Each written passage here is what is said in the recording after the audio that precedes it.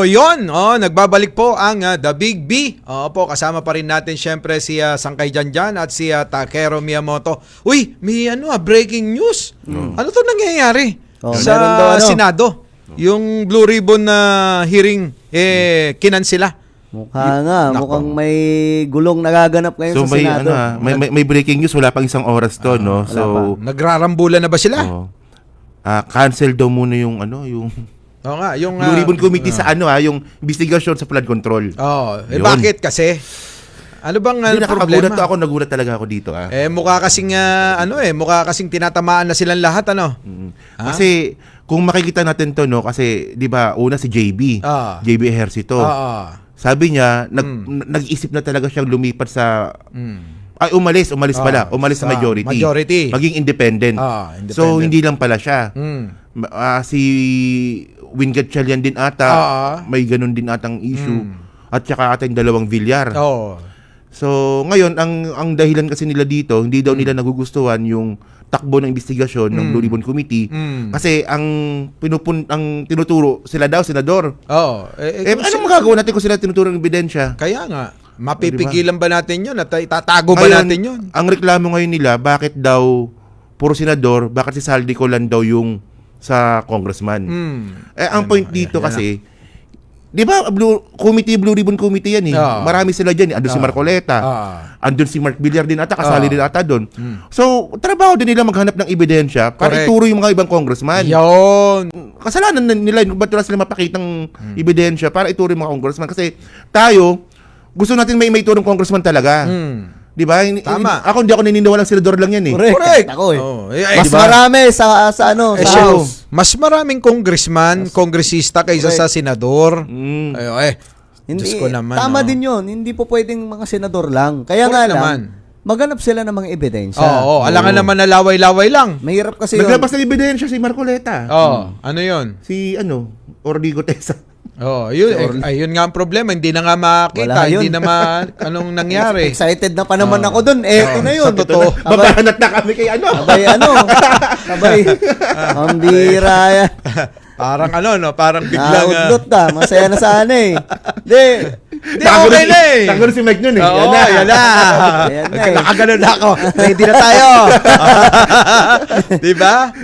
Bilanggit na Kasi talaga, kumbaga, itong kongreso ngayon, kumbaga nag-aano sila ngayon naghahanap ng panakip na Kasi alam nilang marami sa kanila ang involved dito. Correct. Sabi pa nga, big three yan pagdating sa corruption. Ang big three dito, mga mambabatas, mga membro ng DPWH, at mga kontratista. Negosyante. Ang bira. Yan po yung big three. So, kailangan mahanap po talaga dyan itong kongreso. Ang bira yan talaga inaabangan ko. Kasi sa Senado, madali lang matukoy.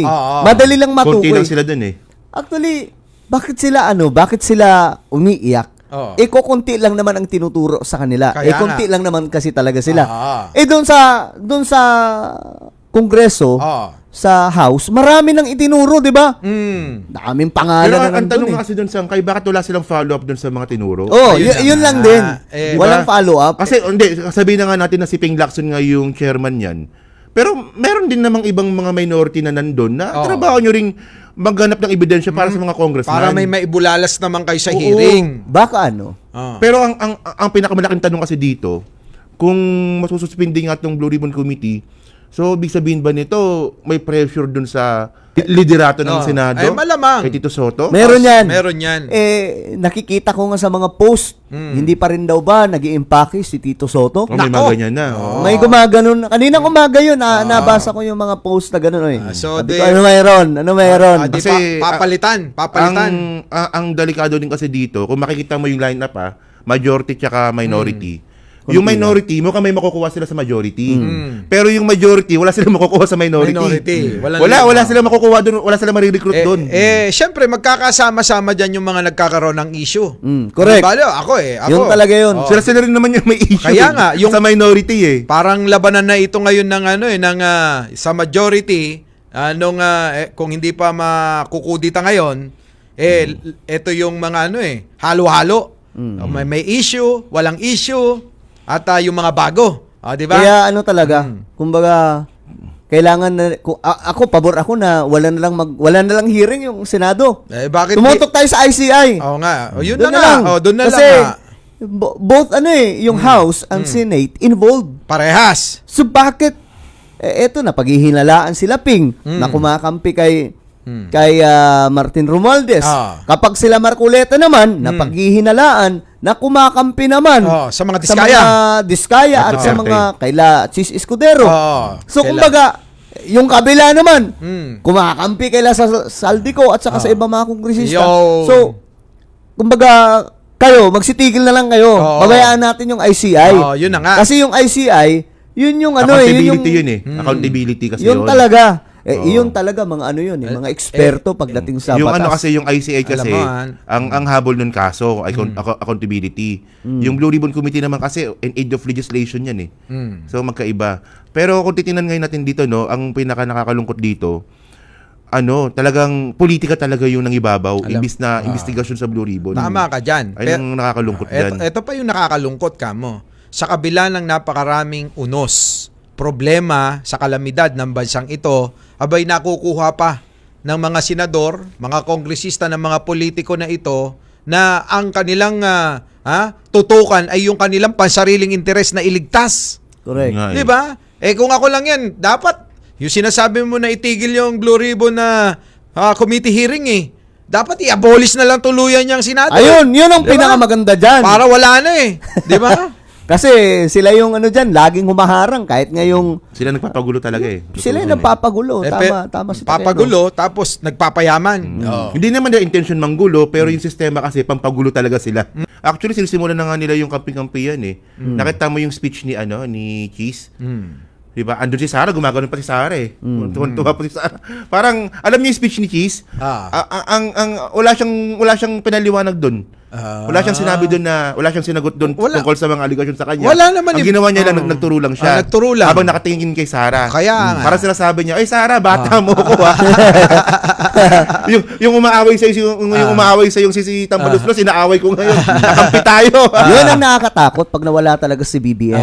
Guys, kung ninanakaw yung pera, kung ngayon nabisto na, 'di ba? Na ninanakaw yung pera ng taong bayan mula sa mga projects. Correct. Si BBM nakagawa nun. What if wala na si BBM? Wala na. 'Di ba? What if matanggal si BBM? What if pagplanuhan ng sindikato kasi malaking sindikato 'to. At binubuo yung sindikato sa loob ng gobyerno, of course, mga officials ng government. Kapag itong si BBM, kaya nga sabi ko, lagi yung ipagdasal yung Pangulo natin kasi mahirap na kalaban itong sindikato sa loob ng gobyerno. Kahit si Duterte, hindi kinaya yung sindikato sa loob ng gobyerno. Umayaw. Diba? 2020, nilabas niya. November 2020, nilabas niya, in-expose na mayroong ganitong klaseng kalokohan sa DPWH. Pero ano nangyari? Wala. Expose lang. Walang ginawa. Bakit? Malakas ang kalaban. Pwede siyang baliktarin ang mga yan. Yan ang kinakatakot ngayon.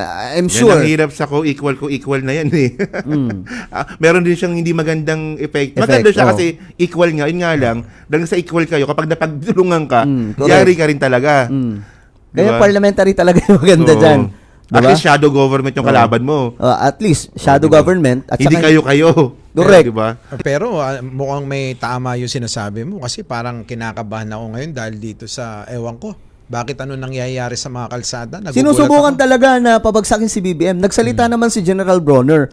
May mga retired generals talaga na nagnanais na pabagsakin si BBM. Pero matagal na yan Nung panahon panidigong yan, may ganyan na rin Alam po natin yung, tama si Takero. Nung nagsalita si Digong, di ba? Nung nakalaya pa si Digong may mga ganyang alingas-ngas na dami. Yan yung yung sinabing, pero, shodik tayong Pangulo. Yun. Ang tanong ngayon dito, lumakas ba yung alingas-ngas na yun? Lumakas ba yung panawagan? Hindi. Mahirap to, very critical to kasi unang-una si BBM ang lumalaban sa korupsyon. Kapag pinalitan nila si BBM, sino ipapalit? Kaya nga, si Sarah. Si Sarah. Doon nga ang sinabi, yun yung chismis na lumalabas na nung narinig ng mga general na si Sara ang ipapalit kung sakaling magkukudita BBM, umayaw sila. Nako. Wala silang tiwala eh.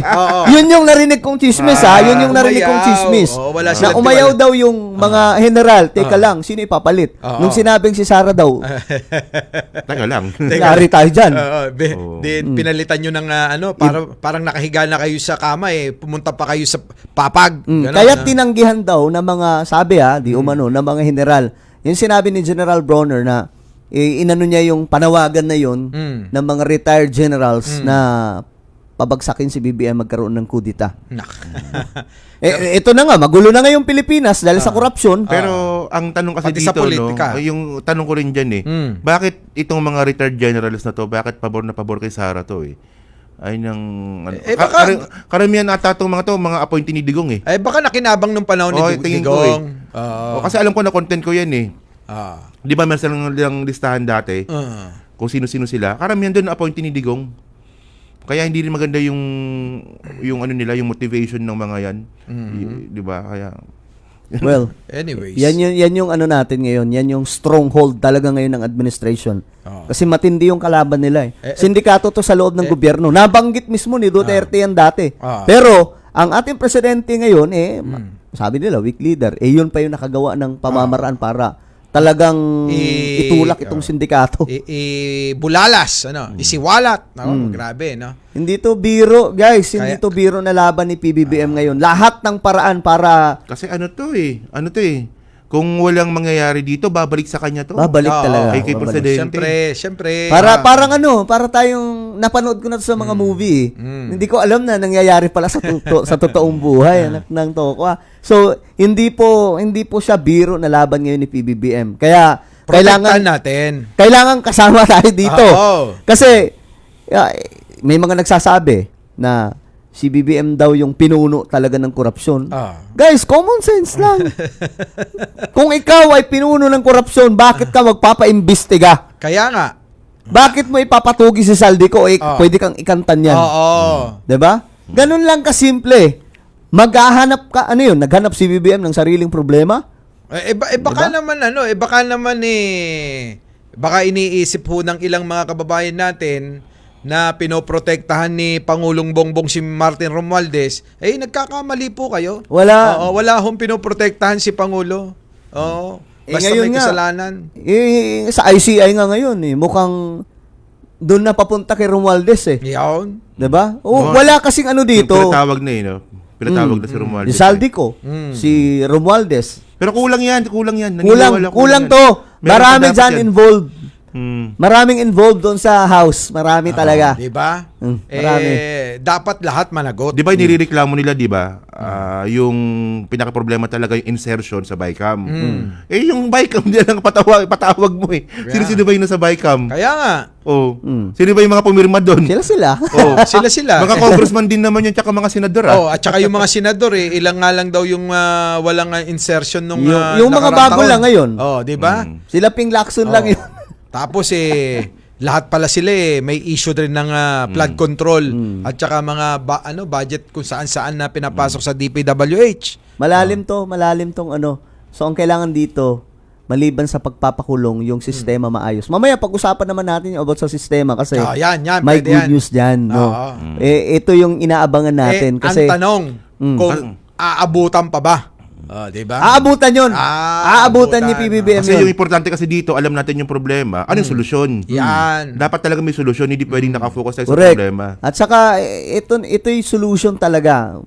Pag-uusapan naman natin yan mamaya. Pero ang mahalaga ngayon, nakikita natin yung proseso kung paano kinakalampag ng administrasyon itong mga korap. Itong mga kurakot. Kasi matagal na natin tong hinihintay. Ito na yun. Ito na yung showdown talaga na makikita po natin sa mga telebisyon na si BBM hindi natatakot na banggain itong pero sindikato. Si PBBM hindi natatakot, ano nangyari sa Senado? Bakit balik ka sa topic? Bakit? Ayun. Bakit ka? Yun na nga, yung kudita sa Senado ngayon. Bakit sususpindi baka may kaguluhan nga sila. Binasa ko yung walang information wala. Breaking news. Basta kansilado. Sa text message lang pala ito. Text message. Soto confirmed that Senator Sherwin Gatchalian spoke to him regarding the matter na sinuspindi nga daw Kasi po. isa rin yung concern ni Win Gatchalian. Ang concern niya rin, bakit puro senador yung inimbestigahan sa Blue Ribbon Committee? Ayan din. So, ang gawin ninyo, next hearing, congressman naman. Di pa daluhin nyo si Martin tsaka si Saldico, di ba? Usapan. Hindi pa naman kasi tapos eh. Kaya nga. Wala pa nga tayo sa... Pero ito yung kasing tanong kasi dito di ba? Kasi yung interparliamentary courtesy kasi na yan, sige, sabihin na nga natin na imbitahan si Martin. Sabihin natin, kunwari pumunta, pumunta. Alam naman natin si Martin may impluwensya pa rin yan sa Congress Kahit ano yan. Paano pag ginawa ng Congress, game, pahiring ulit tayo, buksan ulit natin yung hearing, imbitahan si Cheese, imbitahan si Joel, pupunta kaya yung mga yon. Doon ka magkakaalaman. Alam mo, kung ayun ang ano dun kung wala kang ginawang masama, kung wala kang ginawang pagnanakaw, wala kang dapat katakutan. Kahit sa AMPA, kahit dito sa Radyo Pilipinas, kung iimbitahin namin kayo, di ba? Ha?